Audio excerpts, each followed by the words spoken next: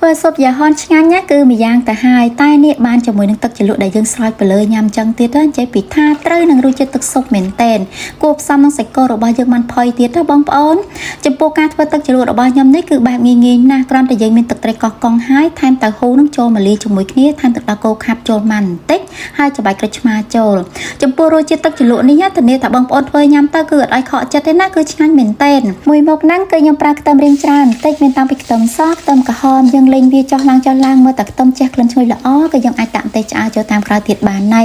ចំពោះម្ទេសឆ្អើរនេះគឺដាក់ដើម្បីឲ្យពណ៌ស្អាតណាគល់ស្លឹកគ្រៃរំដេងស្លឹកក្រូចកាពិហើយនិងគ្រឿងសាតេចំណែកតួអង្គមួយទៀតនោះគឺជាសណ្តែកដីលីងបងប្អូនដាក់ដើម្បីបង្កើនរសជាតិខ្ទិះដូងក៏ខ្ញុំដាក់កន្លះចានសិនដើម្បីរំងាស់គ្រឿងទាំងអស់ហ្នឹងឲ្យវាចេញប្រេងបានល្អបងប្អូនដើម្បីរំងាស់ទឹកស៊ុបចេញមកគឺក្លិនឈ្ងុយបន្ទាប់មកទៀតដាក់ទឹកដោះគោខាប់ចូលខ្ទិះដូងដែលនៅសល់ក៏ខ្ញុំចាក់ចូលទាំងអស់ថែមទឹកស៊ុបមាន់ចូលតាមក្រោយគ្រឿងទេសមានដូចជាទឹកត្រីម្សៅស៊ុបប៊ីចេងហើយនិងអំបិលចំពោះរសជាតិគឺយើងយកបែបនេះស្រាលបានទេណាដោយសារតែយើងមានទឹកជ្រលក់នៅខាងក្រៅ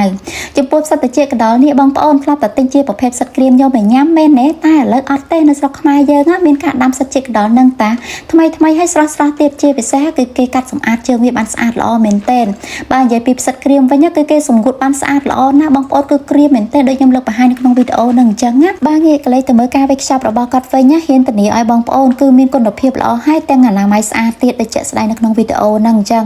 សិតស្រស់របស់គាត់នេះក៏គាត់កាត់ជើងខាងក្រោមនឹងបានស្អាតល្អណាស់អញ្ចឹងហើយពេលដែលយើងយកមកញ៉ាំដោយមានទំនុកចិត្តហើយញ៉ាំឆ្ងាញ់ទៀតចំពោះផ្សិតជាកណ្ដុរហ្នឹងគឺល្អមែនទែនសម្រាប់សុខភាពបងប្អូនដោយសារតែផ្សិតជាកណ្ដុរហ្នឹងពេលដែលយើងញ៉ាំហើយគឺជួយដល់ប្រព័ន្ធរំលាយអាហារបានល្អនិងជួយលើកជាតិពុលក្នុងខ្លួនយើងទៀតតាស៊ុបយ៉ាហននៅពេលដែលឆ្អិនហើយក៏ខ្ញុំចាប់ផ្ដើមផ្ទេរឆ្នាំងដើម្បីត្រៀមញ៉ាំរីឯផ្នែកសាច់មានដូចជាសាច់គោបង្គាប្រហិតនំប៉ាវហើយនិងផាសាច់គោ